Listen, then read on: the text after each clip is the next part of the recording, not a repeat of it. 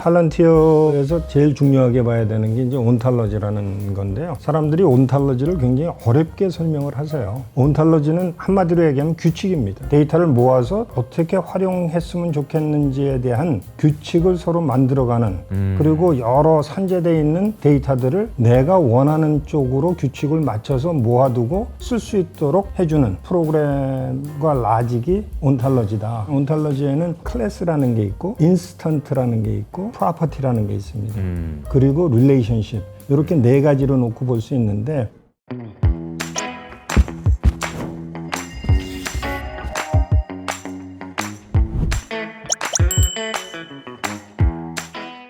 안녕하세요, 이호석입니다. 오늘은 배경률 교수님 모셨습니다. 안녕하세요. 네, 안녕하세요. 교수님 저희 채널은 처음이시니까. 네, 처음입니다. 네, 그리고 또 효친이라고 하셔가지고 반가운 마음으로 인사 한번 좀 부탁드리겠습니다. 오늘 이렇게 초대해 주셔서 감사드리고요. 제가 아는 지식 될 수 있는 대로 쉽게 왜냐하면 대학 교수는 아는 것도 어렵게 가르친다라는 얘기가 있어서 네. 제가 될 수 있는 대로 쉽게 풀어나가도록 하겠습니다. 알겠습니다. 네. 쉽게 풀어나가주시지만 또 저도 이해가 안 되는 부분은 저도 이제 열심히 들어보도록 하겠습니다. 네. 교수님께서 이제 다른 이제 방송에서 이렇게 보면 일론 머스크 이야기도 정말 신선하고 재밌고 와 완전 이런 시각에서 이런 얘기도 하게 되고 팔란티어에 대해서도 정말 엄청 깊이 있는 내공이 있는 그런 의견들을 제시해주고 계시는데 시작하기에 앞서서 교수님의 이력이 좀 궁금합니다. 왜냐하면은 네. 처음 보시니까 네. 교수님 뭐 하시던 분이시지? 잘 모르시는 분도 있을 수 있을 것 같아요. 네, 여러분이 잘 알고 계시는 민원24의 기초가 되는 민원처리 온라인 공개 시스템이라는 거를 99년에 만들었어요. 1999년에 만들어서 제가 서울시의 정보화 기획단장 부시장급으로 4년 있었거든요. 그때 만들어서 아마 국내 전체로 아마 퍼지게 한 네. 그때 시장님이셨던 그 고건 시장님과 이명박 시장님을 내가 잠깐 모셨는데 고건 시장님이 국무총리로 가시면서 이게 중요하고 편리한 거니까 지방에도 다 쓰도록 해라 해서 만들어진 게 여러분들이 쓰시는 민원 24입니다. 그 기초를 제일 처음 만든 사람이라고 생각하시면 되고요. 사실 이제 그거를 딱 설명하시면서 이제 이 게임이 끝나버리는 거죠. 사실 우리가 사실 어떻게 보면 민원 24라는 게 없으면 진짜 장난 아니잖아요. 얼마나 힘들었겠어요. 근데 그런 부분들을 지금으로부터 26년 전이죠. 네, 1999년에 서울시 부시장 역할을 하시면서 만드신 장본인이시다. 근데 그러면은 99년 이전에는 그러면은 없었죠. 이쪽 IT 이쪽에서 근무를 저는 하셨던 미국에 상당히 오래 살았습니다. 미국 대학 교수를 한 8년 했는데요. 네. 그때 뭐 전산학과 교수를 주로 했고요. 네. 맨 마지막에는 산업공학과 교수도 한 2년 정도는 했습니다. 저도 산업공학과긴 그러세요? 네. 네.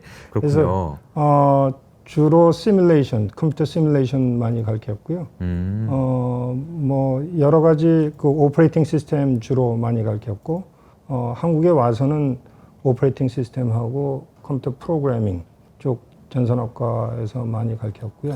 지금 현재는 서강대학교 기술경영대학원에서 컴퓨터에 관한 강의를 하고 있습니다. 네, 그러니까 진짜 업력이 어마어마하신 분입니다. 그래서 이 분이 보시는 지금 현재의 세상에서 어떤 일들이 돌아가고 있는지를 우리가 이제 들어보면 진짜 좋을 것 같은데, 저는 이제 교수님에게 첫 번째 여쭤보고 싶은 게 이제 팔란티어에 대한 이야기인데요. 뭐 팔란티어에 대한 이야기 하려면 한도 끝도 없죠. 근데 요즘에 있었던 일들 중에서 전쟁과 관련된 이야기인 거예요. 그래서 많은 분들이 들어서 알고는 계실 거예요. 이제 21세기의 전쟁은 막 전투기로 하는 거 아니고 AI로 하는 거라고 하던데 그게 뭔지는 잘 모른단 말이에요. 교수님이 이번에 이제 사건이나 이런 걸 보시면서 얘기해 주시고 싶은 메시지가 있다고 해서 네. 팔런티어에서 제일 중요하게 봐야 되는 게 이제 온탈러지라는 건데요. 네. 사람들이 온탈러지를 굉장히 어렵게 설명을 하세요. 그러니까 온탈러지란 아주 간단하게 설명, 뭐 그 안에 내포된 게 너무 많아서 그걸 다 제가 커버할 시간은 안 된다고 생각을 하고요. 온탈러지는 한마디로 얘기하면 규칙입니다. 규칙이다. 네, 규칙이고 룰이다라고 생각하면 되는데 TCP/IP도 프로토콜이 뭐냐고 물어보면은 네. 그 프로토콜 자체가 규칙이거든요. 어허. 통신을 하기 위한 규칙. 그러면은 데이터를 게더링해서 데이터를 모아서 데이터를 어떻게 활용했으면 좋겠는지에 대한 규칙을 서로 만들어가는 그리고 여러 산재되어 있는 데이터들을 내가 원하는 쪽으로 규칙을 맞춰서 모아두고 쓸 수 있도록 해주는 그러한 프로그램과 라직이 온탈러지다. 그러니까 어떠한 로직에 의해서 만들 것인가가 온탈러지인데 너무너무 어렵게들 생각을 하시고 그 예제를 들어서 한 가지 말씀드리면 온탈러지에는 사실 클래스라는 게 있고 인스턴트라는 게 있고 그 다음에 얘기하는 게 프로퍼티라는 게 있습니다. 그리고 릴레이션십 이렇게 네 가지로 놓고 볼 수 있는데 네. 클래스라는 거는 예를 들어서 뭐 탱크도 있을 수 있고 네네. 사람이 될 수도 있고 네. 책이 될 수도 있고 그 클래시파이를 하는 그 클래스입니다.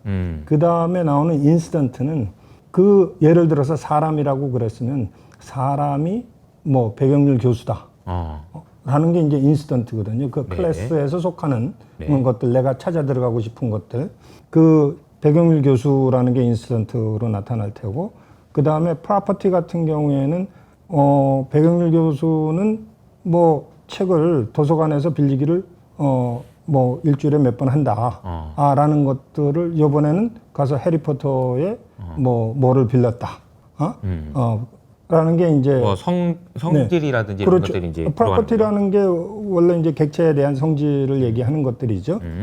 그 다음에 나타나는 것이 이제 릴레이션십인데 그 릴레이션십이 뭐냐면은 배경률 교수가 도서실에서 책을 빌렸으므로 그러한 그 관계성을 나타내는 거고 그걸 통해서 우리가 뭐를 하느냐 하면은 그 다음에 세 가지가 더 있는데 그게 뭐냐면은 검색과 그 다음에 통합과 통합 전에 할 수 있는 것들이 추론입니다. 그 추론에 해당되는 것들을 돕는 게 온탈러지다 이렇게 생각하시면 가장 쉽게 설명하는 방법일 겁니다. 네. 이게 저도 이제 온톨로지에 대한 정의를 이제 많이 들었는데 이렇게 이제 이해를 하면은 훨씬 더 쉽게 이해가 되네요. 그러니까 사실은 통신 프로토콜이라는 말은 많이 들어보셨을 거예요. 그러니까 통신을 하기 위한 규칙인 거고. 근데 규칙을 어떻게 정하느냐에 따라서 그렇습니다. 훨씬 더 통신이 잘 되기도 하고 안 되기도 하는 거죠. 그렇죠. 그런데 온톨로지도 마찬가지로 세상을 정의할 때 이렇게도 정의할 수 있고 저렇게도 정의할 수 있어요. 근데 이렇게 정의하는 것이 온톨로지 방식으로 정의하는 것이 검색과 통합과 추론, 사실 21세기에 정말 중요한 데이터를 다루는 모든 것이라고 할 수 있는데 훨씬 더 효과적이고 압도적으로 성능이 좋은 그런 거다 이렇게 보면 되겠네요. 그렇죠. 그런데 그 온탈러지도 어떻게 구성하느냐에 따라서 사실 얼마나 유용성 있고 어디다 쓸 것인지가 결정이 되면 거기에 맞도록 데이터를 구성할 수가 있는 것들이죠. 그렇죠. 그 구성하는 관계, 구성하는 규칙을 우리가 온톨러지라고 합니다. 그 규칙을 온톨로지라고 얘기한다. 근데 많은 사람들이 너무 어렵게 설명해서 네네. 내가 이호석 아카데미에 오면은 네. 꼭 이걸 정의를 하고 시작해야 되겠다. 네네. 그러니까 제가 뭐 이호석 아카데미 그 애청자기도 해서 이제 매번 이제 보고 전화도 드리고 피드백도 주시고 효석 씨 이거는 틀린 것 같아요. OS가 그런 게 아니야. 이렇게 얘기도 그렇죠. 해주시고 그러셨습니다. 네. 네, 그래서 OS도 역시 보면은 사람들이 많이 생각하는 게 이제 그 예제 중에서 제일 제가 감명 깊게 받아들인 거는 제국이다. 네네. 하는 거는 맞는 얘기거든요. 그 제국을 다시 얘기하면 플랫폼입니다. 플랫폼. 네, 그러니까 거기에 사용할 수 있는 플랫폼을 어떻게 가져가겠는가에 대한 얘기들인데, 그러니까 예를 들어서 안드로이드 같은 경우는 로이드라는 그 자체가 휴머노이드, 안드로이드, 뭐 오거노이드 이런 로이드라는 원래의 뜻은 뭐뭐처럼이라는 뜻을 갖고 있습니다. 네네. 그러니까 사람처럼, 인간처럼 휴머노이드, 그 뭐 오거노이드, 무균질 돼지에다가 신장을 키워서 사람의 신장으로 활용하는 그게 오거노이드거든요. 그러니까 사람의 신장에 쓸 수 있도록 하는 그 장기, 그게 오거노이드. 네네. 그 다음에 안드로이드는 앤디가 OS를 오퍼레이팅 시스템을 굉장히 잘 만들었던 친구예요. 모든 사람들이 나 앤디 같이 OS를 했으면 좋겠다. 그래서 그 별명을 붙여준 게 너 앤드로이드 같다, 앤디 같다 그렇게 얘기를 붙인 게 그게 상품 이름이 된 겁니다. 그게 앤드로이드. 네, 그래서 앤드로이드입니다, 그게. 근데 많은 사람들이 앤드로이드가 무슨 뜻인지 모르고. 그러니까요. iOS는 그냥 알겠거든요. 네. iOS. 근데 이제 앤드로이드는 왜 앤드로이드를 몰랐는데 앤디가 있었군요. 네, 앤디가 원래 2004년도에 서울 저기 삼성전자에 와서 앤드로이드를 팔라고 그랬어요. 근데 못 팔고 2005년도에 구글에 팔았죠. 그리고 본인 스스로가 2005년도에 부사장이 됩니다, 구글에. 그래서 2014년도에 나와서 이게 또 결정적인 그런 이벤트가 있었군요. 그렇습니다. 근데 네. 그때 삼성이 참 그거 실수를 한 샀으면 게. 정말 큰 근데 변화가 있었겠어요. 삼성이 사도 네. 제가 그걸 그렇게 키웠을까 하는 생각도 있지만 삼성은 그때 바다라는 소프트웨어 프로그램이 있었어요. 맞아요. 아시는 분들은 네네. 아시겠지만 옛날 분들은 다 아시는 것 같아요. 뭐 죄송합니다. 라떼는 얘기하는 것 같아서 그러나 네네. 하여간 옛날에는 그 바다 프로그램이 굉장히 성공할 줄 알고 여러 가지를 많이 생성을 했었는데 그 앤디가 와서 보니까 씨도 안 먹히니까 그리고 그때 한 얘기가 뭐냐면은 삼성전자 우리가 박사가 1000명이나 있는데 근데 저는 제가 뭐 한 40~50명 박사를 줬지만 그 박사의 의미가 사실 무슨 일을 하느냐에 따라 좀 틀려지는 거지. 그쵸, 박사라고 해서 모든 걸 다 알고 모든 걸 다 뭐 꿰뚫어 보고 있는 거는 아니거든요. 맞아요. 그래서 저 역시도 박사지만 다른 분야에 대해서 물어보면은 저 잘 모릅니다. 근데 특히 뭐 OS라든지 아니면 뭐에 대해서 이쪽 컴퓨터에 관계된 얘기를 하면은 그게 다른 사람보다 또 훨씬 더 쉽게 접근할 수 있다 정도지. 제가 그 분야에 대해서 뭐 바삭하게 잘하니까 뭐 우리가 생각하는 박사의 원래 뜻은 뭐 어렸을 때부터 척척 박사 생각을 하는데 그게 절대로 아니라는 얘기를 좀 하고 싶고. 네. 그 박사가 1000명 있는데 이제 금방 뭐 대학 졸업 앤디 뭐 이런 거죠. 20몇 살짜리가 와서 뭐 개발한 걸 사라고? 이건 말이 안 돼. 그래서 안 사게 됩니다. 근데 사실은 어떻게 보면 그때가 우리나라가 OS라고 하는 제국을 가질 수 있는 마지막 기회 아니었을까? 그때가 지나가니까 다시는 기회가 없었던 것 같아요. 그래서 제가 이런 얘기를 했어요. 저 서울시에 있으면서 제가 서울시의 모든 전산 시스템을 관장을 한 사람으로서 그때는 MS의 그 윈도우, 우리 이호석 씨는 윈도우 95부터 쓰셨다고 그러는데 네네. 그 전에 더스도 있었죠. 네. 제가 이호석 아카데미 열심히 보는 사람. 그러니까요. 네네. 다 보고 계시네요. 네. 근데 그 더스부터 저는 썼거든요. 근데 더스 전에 나온 것들이 사실은 유닉스가 모든 오퍼레이팅 시스템의 뭐 조상이라고 보시면 됩니다. 네. 그래서 유닉스에서 더스가 파생됐고 또 유닉스에서 iOS, 또 IBM OS2 이런 것들이 전부 거기서 파생된 것들이거든요.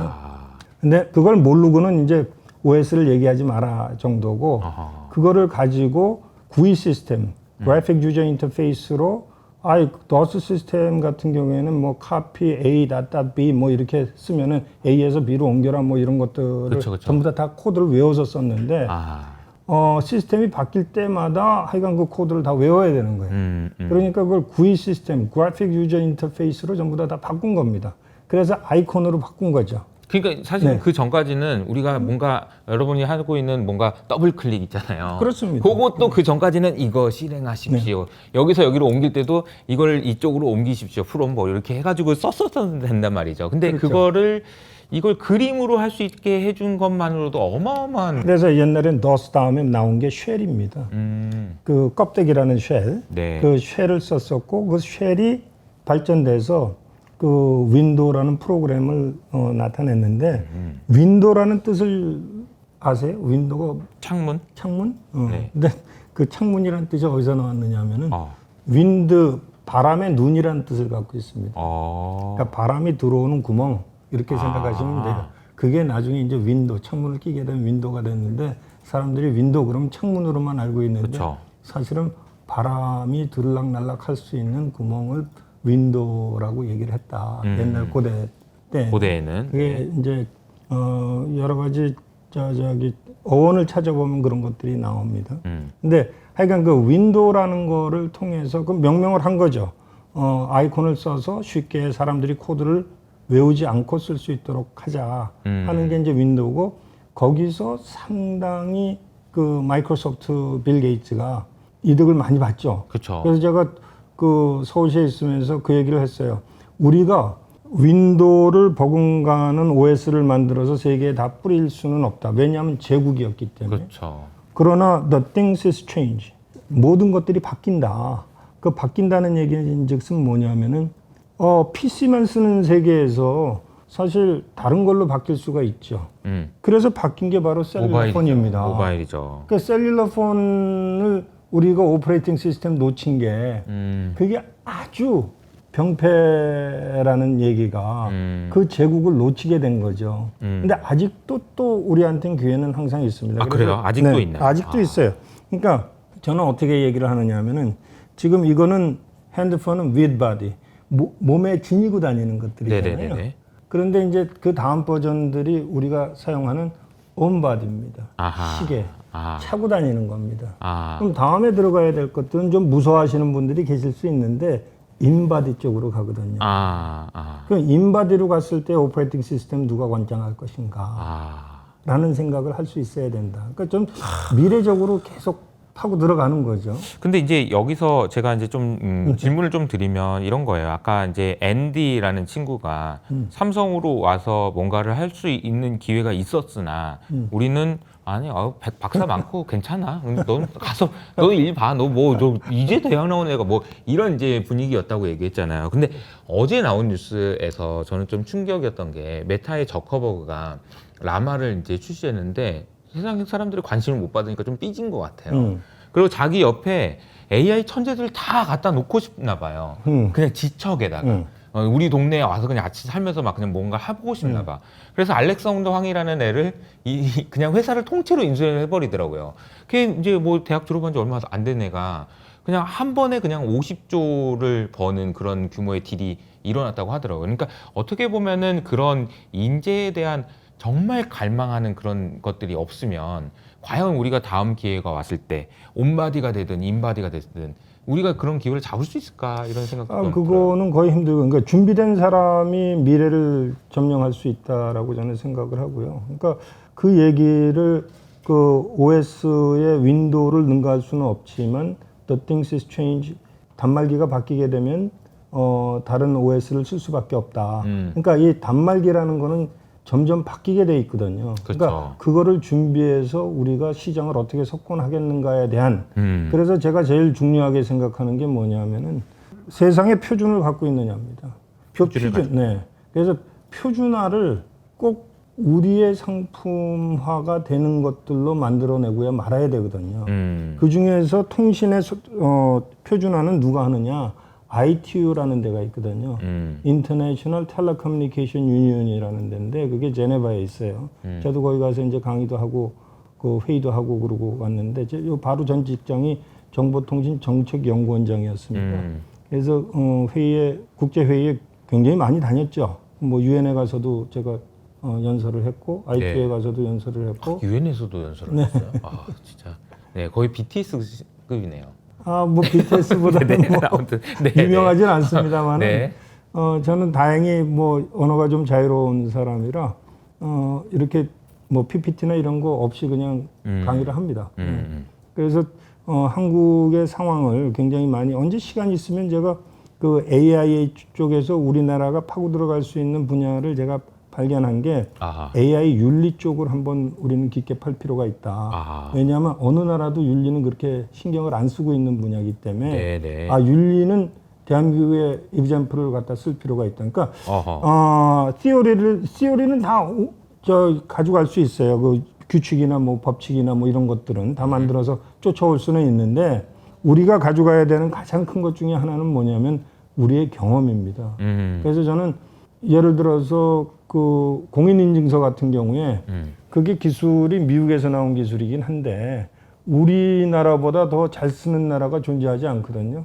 그러면 제가 강의를 할 때, 외국 사람들 만나서 강의를 할 때 뭐라고 그러냐면은, 공인인증서는 미국이 더 잘할 수도 있고 다른 나라가 더 잘할 수 있는데 어느 나라가 경험을 제일 많이 했는지를 봐라. 그게 대한민국이다.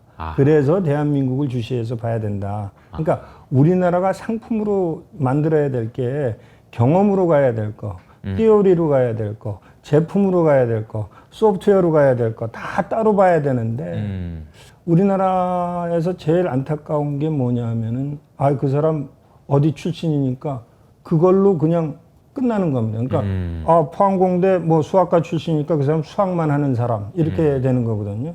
저는 그래서 그걸 고무에 많이 비교를 해요. 고무가 지우개로 만들어지면은 그냥 지우개 펑션밖에 없는 거예요. 타이어에 들어가면 굴러가는 바퀴밖에 없는 거예요.